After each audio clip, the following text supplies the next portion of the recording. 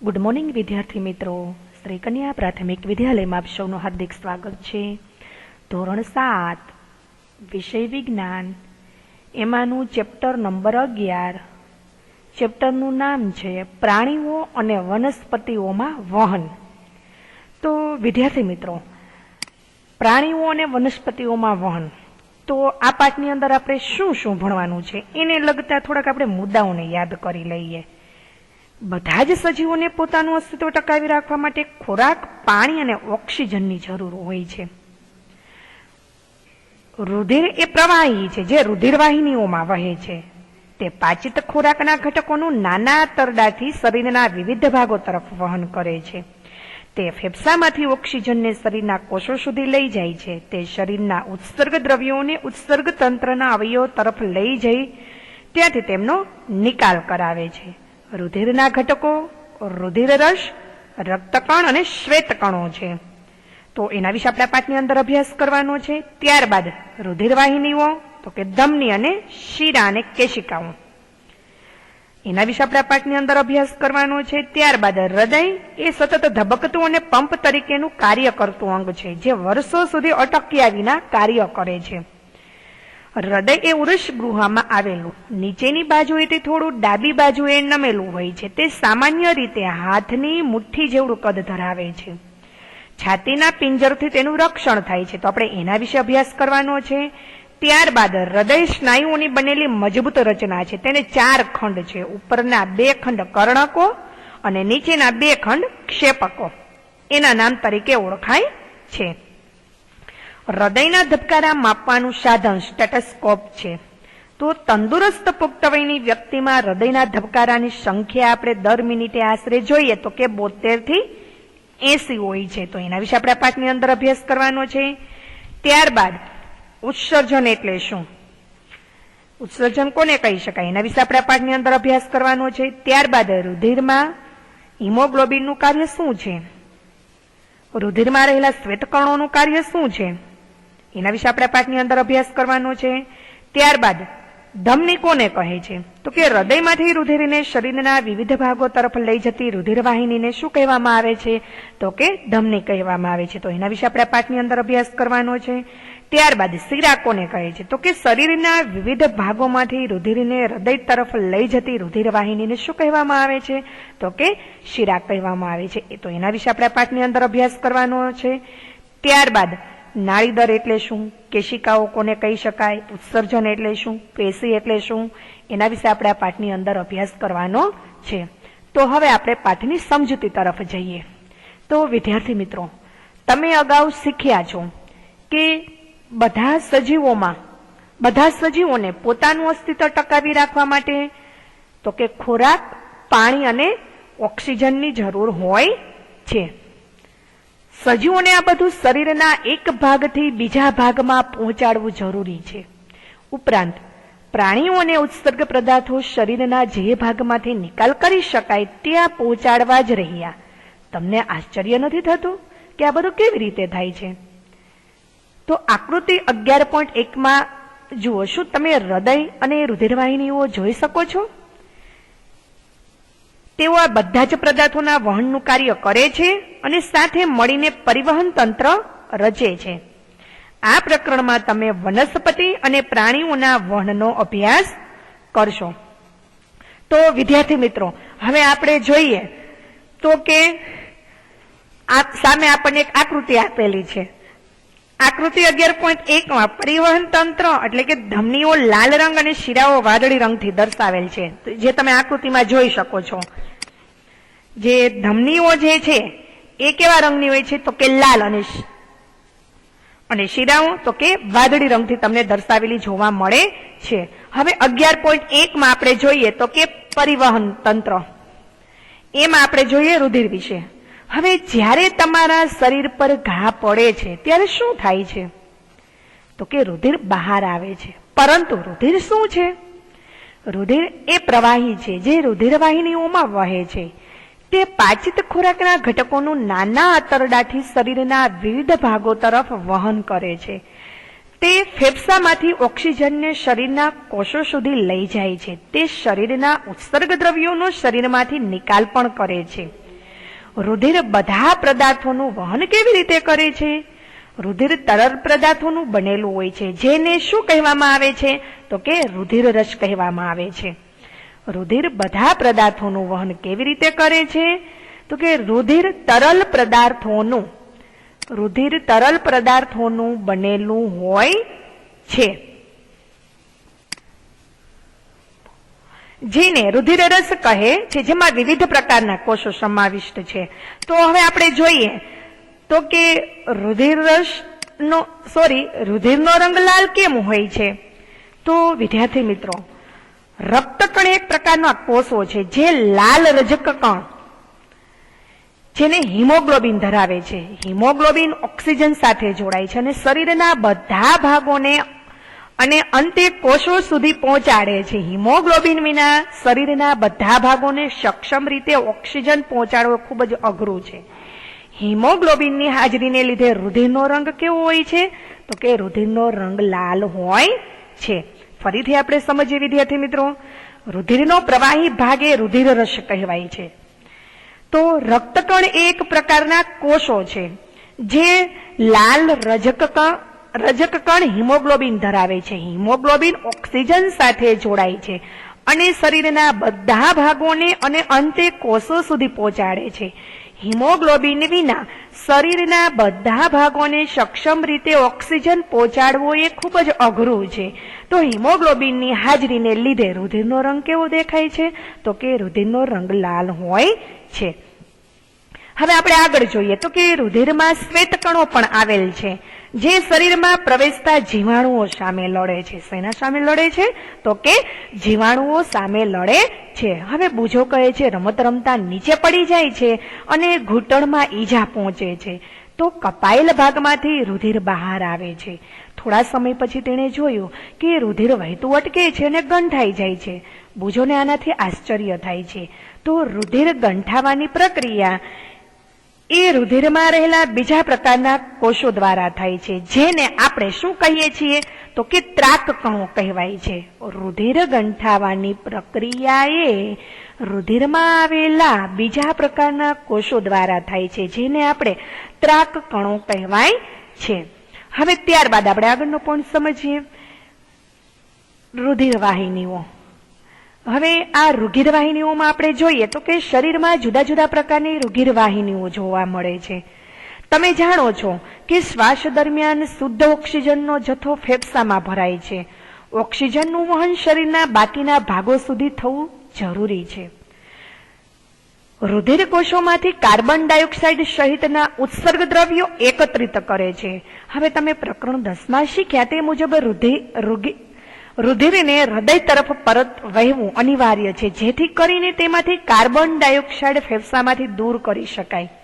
તેથી બે પ્રકારની રુધિર વાહિનીઓ, એમાં એક છે ધમની અને બીજી છે શિરા, એ શરીરમાં આવેલી હોય છે.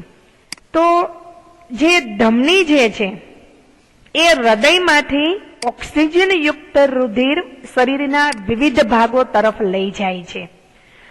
ધમની હૃદયમાંથી ઓક્સિજન યુક્ત રુધિર શરીરના વિવિધ ભાગો તરફ લઈ જાય છે. તો રુધિરનો પ્રવાહી ઝડપી અને વધુ દબાણે હોવાથી ધમનીની દિવાલ જાડી અને સ્થિતિસ્થાપક હોય છે. તો ચાલો આપણે ધમની દ્વારા રુધિરના પ્રવાહનો અભ્યાસ કરવા માટે પ્રવૃત્તિઓ કરી. તો આપણે જોઈએ તો કે પ્રવૃત્તિ 11.1માં તમારા જમણા હાથની તર્જની અને મધ્યમાં એટલે કે પ્રથમ બે આંગળીઓને ડાબા કાંડાની અંદરની બાજુએ મૂકો. હવે આકૃતિ 11.2માં શું તમને થડકારા જેવો હલનચલનનો અનુભવ થાય છે? આની પાછળનું કારણ શું હોઈ શકે? આવા હલનચલનને આપણે શું કહેવામાં આવે છે? તો કે નાડી ધબકાર કહે છે, જે ધમનીમાં રુધિર વહેવાના કારણે થાય છે. 1 મિનિટમાં થતા નાડી ધબકારની ગણતરી કરો. હવે તમે કેટલા નાડી ધબકાર ગણી શકો છો? 1 મિનિટમાં થતા થડકારને આપણે શું કહેવામાં આવે છે? તો કે નાડી દર કહે છે. 1 મિનિટમાં થતા થડકારને નાડી દર કહેવાય છે આરામદાયી સ્થિતિમાં મનુષ્યમાં નાડી દર આશરે કેટલો હોય છે? તો કે 72 થી 80 જેટલો હોય છે. તો તમારા શરીરના બીજા ભાગો એવા શોધો કે જ્યાં તમે નાડી ધબકારા અનુભવી શકો. તો તમારા પોતાના અને તમારા સહપાઠીઓની નાડી ધબકાર શોધો. હવે આપણે એમાં જોઈએ તો કે તમને નીચે 11.2 માં તમને કાંડામાં નાડી ધબકાર આપેલા છે. તો એમાં આપણે આગળ જોઈએ. હવે તમને કોષ્ટક 11.1 માં તમને આપેલું છે કે નાડી ધબકાર, એમાં તમને ક્રમાંક આપેલા છે. હવે તમે એમાં નામ અને ધબકારા પ્રતિ મિનિટ તમને કહ્યું છે. હવે નામ આપણે XYZ કોઈ પણ નામ લખી શકીએ આપણે, બરાબર? તો કે પેલું નામ આપણે જોઈએ શુભમ, તો કે એના ધબકારા પ્રતિ મિનિટે કેટલા હોય છે? તો કે 74 જેટલા હોય છે. હવે બીજું આપણે નામ જોઈએ તો કે એમાં રિયાનું આપણે નાડી ધબકાર જોઈએ તો કે 72 જેટલું હોય છે. પેલું આપણે જોયું તો કે શુભમ, એનું આપણે નાડી દર જોયો તો કે કેટલો છે? 74. ત્યારબાદ રિયાનું જોયું તો રિયાનો નાડી દર કેટલો જોવા મળે છે? તો કે 72. તો એવી રીતના તમે નામ આગળ કોઈ પણ લખી શકો અથવા તો કોઈ પણ મિત્રના તમે ધબકારાના પ્રતિ મિનિટે તમે નાડી ધબકાર તપાસી શકો અને તમે કહી શકો. તો એના ઉપરથી આપણે એ નિર્ણય તારવી શકીએ કે આરામદાયી સ્થિતિમાં મનુષ્યમાં નાડી દર કેટલો હોય છે? નાડી દર તો કે 72 થી 80 હોય છે. હવે આપણે આગળ જોઈએ તો કે શિરા એ એવી રુધિરવાહિનીઓ છે જે કાર્બન ડાયોક્સાઇડ યુક્ત રુધિરને શરીરના જુદા જુદા ભાગોમાંથી હૃદય તરફ લઈ જાય છે. શિરાની દિવાલ પાતળી હોય છે. શિરામાં વાલ્વ આવેલા હોય છે જે રુધિરને માત્ર હૃદય તરફની દિશામાં જ જવા દે છે. તો શિરા જે છે એક કેવી છે? તો કે રુધિરવાહિની છે. હવે આપણે જોઈએ તો કે જે કાર્બન ડાયોક્સાઇડ યુક્ત રુધિરને શરીરના જુદા ભાગોમાંથી હૃદય તરફ લઈ જાય છે. શિરાની દિવાલ પાતળી હોય છે. શિરામાં વાલ્વ આવેલા હોય છે જે રુધિરને માત્ર હૃદય તરફની દિશામાં જવા દે છે. તો વિદ્યાર્થી મિત્રો, તમે આકૃતિ 11.3 માં તમે જોઈ શકો છો કે પરિવહન તંત્રની યોજનાકીય રેખાકૃતિ. હવે તમને ફુફુસ્પીય ધમની આપેલી છે અને સામે તમને ફુફુસ્પીય શિરા આપેલી છે. એમાં તમને અહીં શિરા જોવા મળશે અને આ બાજુ ધમની જોવા મળશે અને વચ્ચે તમને શું આપેલું છે? તો કે રુધિર કેશિકાઓ.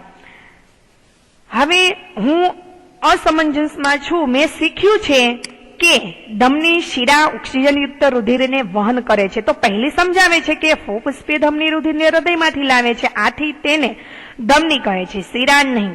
તે કાર્બન ડાયોક્સાઇડ યુક્ત રુધિરને ફેફસા સુધી પહોંચાડે છે. ફુફુસ્પીય શિરા ઓક્સિજનયુક્ત રુધિરને ફેફસામાંથી હૃદય સુધી પહોંચાડે છે. તો તમે વિદ્યાર્થી મિત્રો આકૃતિ 11.3 જુઓ. શું તમે ધમનીઓને નાની નાની વાહિકાઓમાં વિભાજિત થયેલ જોઈ શકો છો? તેઓ આગળ પેશીઓ પાસે જતા વધુ પાતળી નળીમાં વિભાજિત થાય છે. તો તેને શું કહેવામાં આવે છે? તો કે તેને કેશિકાઓ કહેવાય છે. આ કેશિકાઓ ફરીથી જોડાણ પામી અને શિરાઓ બનાવે છે જે રુધિરને હૃદયમાં ઠાલવે છે. હવે ત્યારબાદ આપણે આગળનો પોઈન્ટ સમજીએ, હૃદય. તો હૃદય જે છે એ હૃદય સતત ધબકતું અને પંપ તરીકે કાર્ય કરતું અંગ છે કે જે રુધિર અને તેમાં રહેલા દ્રવ્યોનું વહન કરે છે. રુધિર અને તેમાં રહેલા દ્રવ્યોનું વહન કરે છે. હવે વિચારો, એક પંપ જે વર્ષો સુધી અટક્યા વિના કાર્ય કરે છે, તદ્દન અશક્ય લાગે આપણને, છતાં પણ આપણું હૃદય જે છે એ અટક્યા વિના પંપ તરીકે કાર્ય કરે છે. તો ચાલો હવે આપણે હૃદય વિશે અભ્યાસ કરીએ. તો વિદ્યાર્થી મિત્રો, હૃદય એ ઉરુષ ગુહામાં આવેલું નીચેની બાજુએથી થોડું ડાબી બાજુએ નમેલું હોય છે. હૃદય એ ઉરુષ ગુહામાં આવેલું નીચેની બાજુએથી થોડું ડાબી બાજુએ નમેલું હોય છે. આકૃતિ 11.1 માં આંગળીઓ અંદરની તરફ વાળીને મુઠ્ઠી વાળો. તમારું હૃદય સામાન્યપણે હાથની મુઠ્ઠી જેટલું કદ ધરાવે છે. હવે જો ઓક્સિજનયુક્ત અને કાર્બન ડાયોક્સાઇડ યુક્ત રુધિર ભેગું થાય તો શું થાય? આવું થતું રોકવા માટે હૃદય 4 ખંડ ધરાવે છે. ઉપરના બે ખંડ આપણે જોઈએ તો કે ઉપરના બે ખંડ કર્ણકો અને નીચેના જે બે ખંડ છે એ ક્ષેપકો તરીકે ઓળખાય છે. આ બંને વચ્ચે આવેલા પડદાને કારણે ઓક્સિજન યુક્ત અને કાર્બન ડાયોક્સાઇડ યુક્ત રુધિર ભેગું થતું નથી. તો આપણે જોઈએ કે હૃદયની આંતરિક રચના આપણે તો એમાં તમને આંતરિક રચનાની અંદર આપણે જોઈએ 11.3 હૃદયની આંતરિક રચનામાં તો કે આંતરિક રચના તો કે હૃદયની વચ્ચે સ્નાયુનો એક ઊભો સળંગ પડદો હોય છે જે તેને ડાબા અને જમણા એમ બે ભાગમાં વહેંચે છે. આ બંને ભાગોમાં એક એક આડો પડદો હોય છે. આમ હૃદયના 4 ખંડો હોય છે. ઉપરના ખંડકોને આપણે શું કહીએ તો કે કર્ણકો અને નીચેના જે બે ખંડો છે એને ક્ષેપકો કહે છે. તો જમણા કર્ણક અને જમણા ક્ષેપકની વચ્ચે ક્ષેપક તરફ ખુલતો વાલ્વ હોય છે. ડાબા કર્ણક અને ડાબા ક્ષેપકની વચ્ચે ક્ષેપક તરફ ખુલતો વાલ્વ હોય છે. હવે આપણે જોઈએ આકૃતિની અંદર તો કે આ બાજુ આપણે જોઈએ જમણું કર્ણક અને પેલી બાજુ સામેની સાઈડ જોઈએ તો કે ડાબું કર્ણક. હવે ત્યારબાદ નીચે તો કે ડાબું ક્ષેપક અને સંપૂર્ણ બે ભાગમાં વિભાજિત કરતો પડદો, ત્યારબાદ નીચે જમણું ક્ષેપક. હવે આપણે આગળ જોઈએ. હવે જમણી બાજુએથી શરૂઆત કરો. આકૃતિ 11.3 અને આપેલ તીરની દિશાને અનુસરો. આ તીર હૃદયથી ફેફસા તરફ અને હૃદયથી શરીરના તમામ ભાગો તરફ રુધિરનું વહન દર્શાવે છે. હવે ત્યારબાદ આપણે આગળ જોઈએ. તમને કહ્યું છે કે હૃદયના ધબકાર.